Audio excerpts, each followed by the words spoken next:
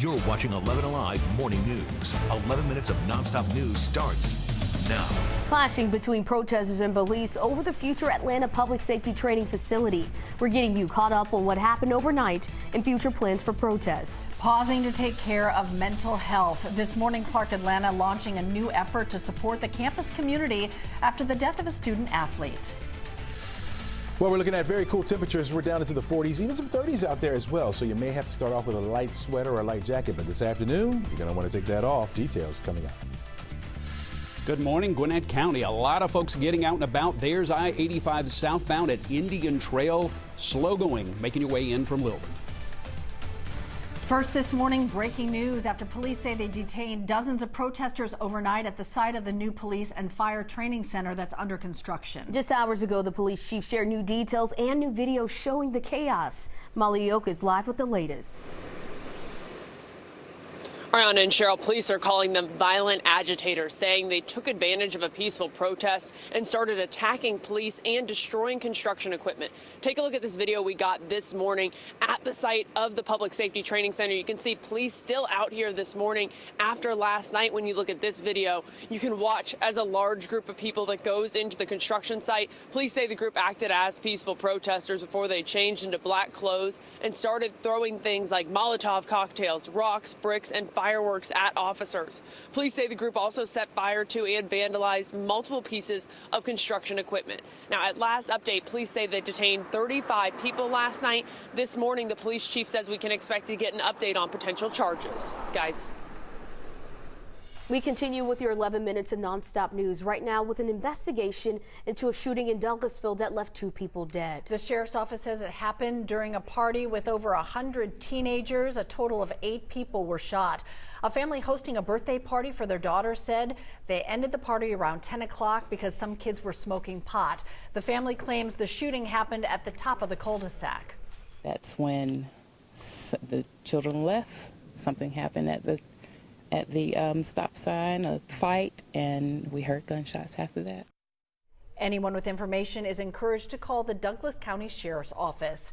Six Flags opens for the 2023 season, but it hasn't gone as planned. The park opened Saturday, and with all the excitement, several people were kicked out for what the park says was inappropriate behavior. The spokesperson tells 11 Alive several groups of young people were involved. We did receive a statement from Six Flags saying there's no tolerance for inappropriate behavior at the park. Shifting now to sports this morning, the Kennesaw State men's basketball team is dancing through the flames as they now have earned their spot in the March Madness NCAA tournament after clinching their first ever Atlantic Sun Conference win. In 6 days, they'll find out who they're playing against in the opening round of March Madness. That was a look at your top headlines. All right, Chesley, Kennesaw making history. Yes, indeed. Go Owls. Yeah, March Madness, here they come. Find your wings is the theme on campus, and they found theirs, flying right into the 20. You're looking at just a few clouds overhead. That's about it. Those clouds won't take away too much from our sunshine today. It's going to be a nice one out there. 4 Central Times today shows temperatures on the cool side to start. We're down around 50 degrees in the metro area. Outlying areas down into the 40s. Far north down into the 30s. Cool enough start that you need at least a light sweater or jacket by this afternoon. Short sleeves, perhaps, right? 76 will be our afternoon high temperature. At times, partly sunny skies. For the most part, though, we'll see mostly sunny skies. We're dropping down to 70 degrees by 7 o'clock tonight. Not a whole lot going on throughout the southeast other than those clouds and not any rain so far coming out of the clouds at all. We're not worried about that. Got a front up there to the far northwestern corner of your screen there.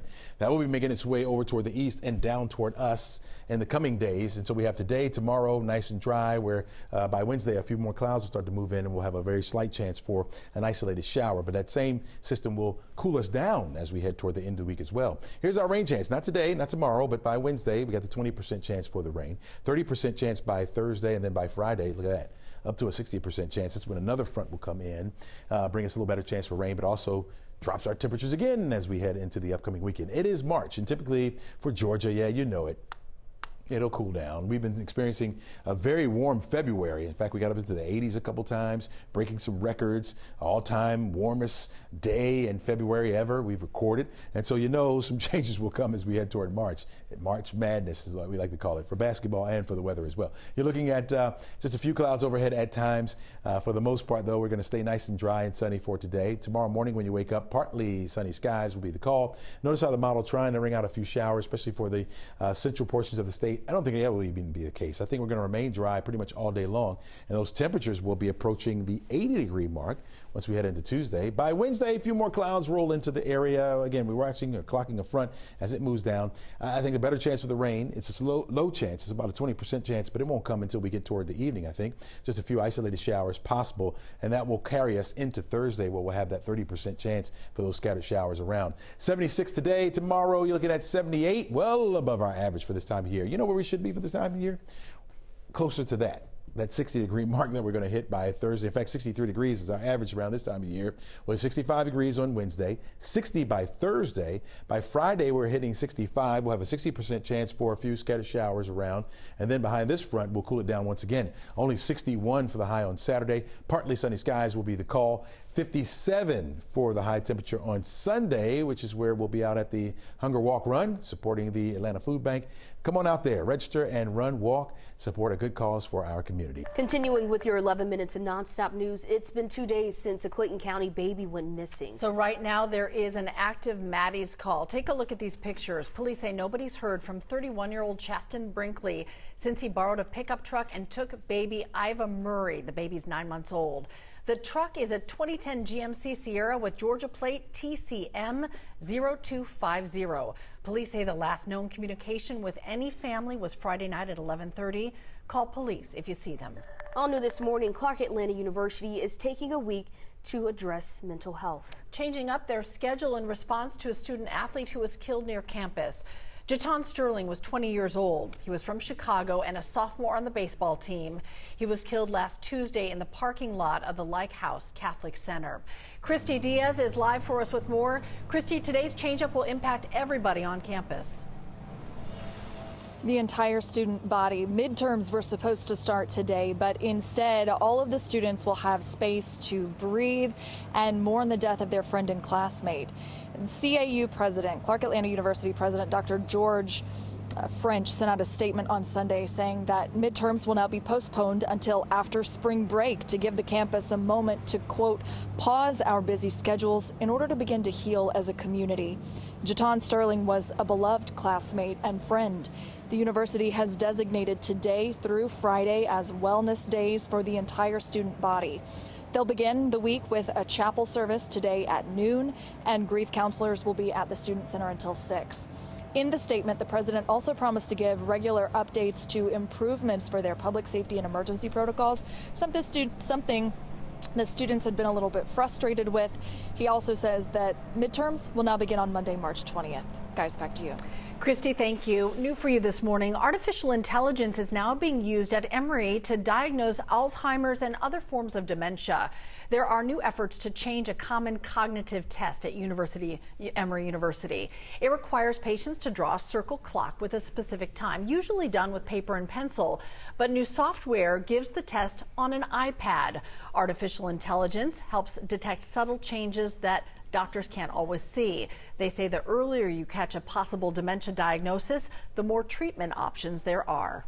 Ideally, right, if we're giving this in a setting where people don't have to go to a neurologist to get something like this, maybe every year when they do their yearly exam, they're doing these cognitive tests as well, and they have that kind of baseline that they can compare to over time in a way where it's less invasive, it's quicker, it's less burden on the patient. Can help a lot of people. With paper and pencil, the test takes 30 to 40 minutes. The new digital version condenses it to 5 to 10 minutes. Emory has started rolling this out at their primary care clinic, and they hope to expand.